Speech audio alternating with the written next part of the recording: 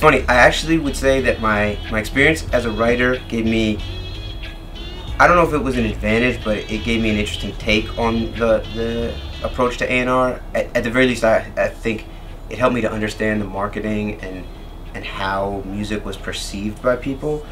But really the flip side of that was, I think the experience as an A&R made me an infinitely better writer, because I felt like, you know, to mix a record is a very unique experience, and it gives you an understanding of how the music works on a nuts and bolts level that I think most writers don't ever sort of encounter.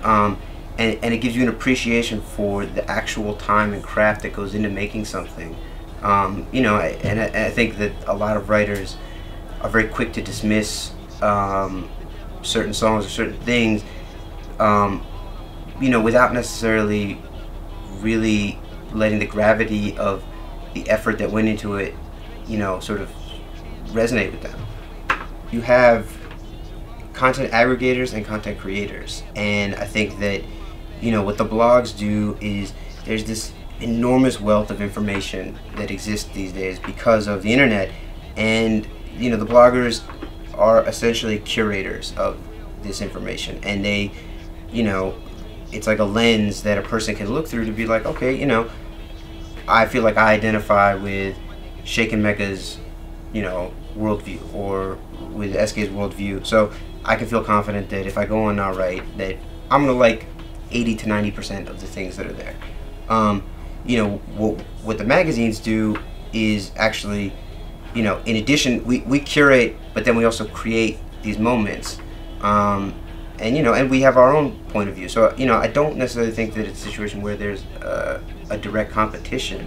If anything, I think that we work hand in hand, and I think, you know, what you need to do as if you're a media company is be honest with yourself about how people are consuming your information, and tailor each experience to that thing. So, you know, and it's like, it's a different thing to be on Complex.com than it is to read Complex magazine than it, say, might be to be on a Complex mobile application or a Complex iPad application when those things come to fruition.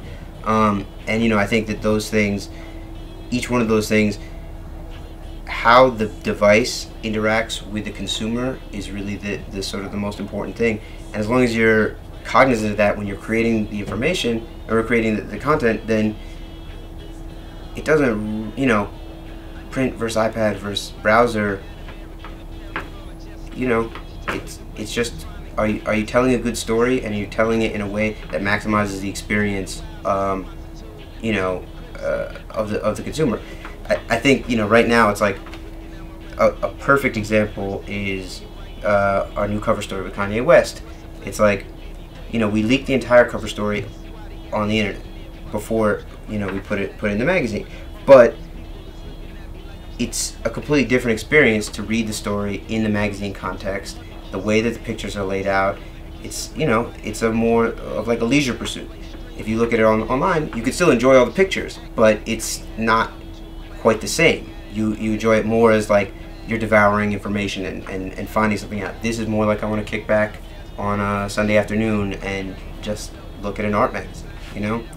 And I think that's kind of the key to all media companies and the multiple sort of outlets. I don't really give a fuck about it at all, cause the same people that try to blackball me forget about